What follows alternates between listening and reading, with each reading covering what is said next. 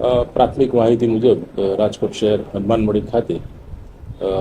Dumper ચાલક દ્વારા એક સ્કૂટી ચાલક એક્ટિવા ચાલક બેનને અડફેટે લેતા એક વિદ્યાર્થીનીનું મોત થયું છે ને એક ઇન્જર્ડ થયેલ છે। જે બાબતે ટ્રાફિક વિભાગ દ્વારા પણ જે અગાઉ ઓગસ્ટ 2023થી અમલમાં છે ભારે વાહનોનું જાહેરનામું, તે અન્વયે આવા કોઈ વાહનો પ્રતિબંધિત સમયમાં રાજકોટ શહેરમાં પ્રવેશે નહીં તે માટેની નમૂનારૂપ કાર્યવાહી ટ્રાફિક શાખા દ્વારા કરવામાં આવે છે। જાહેરનામું છે સવારના 8 થી 2 દરમિયાનનું છે, સાંજે 5 થી 9 દરમિયાનનું છે પ્રવેશ નિબંધીનું। જે બનાવ બન્યો છે આ સમયગાળા દરમિયાન બન્યો હોય, જે ડમ્પર ચાલક પકડાય હતી અને પૂછપરછ દરમિયાન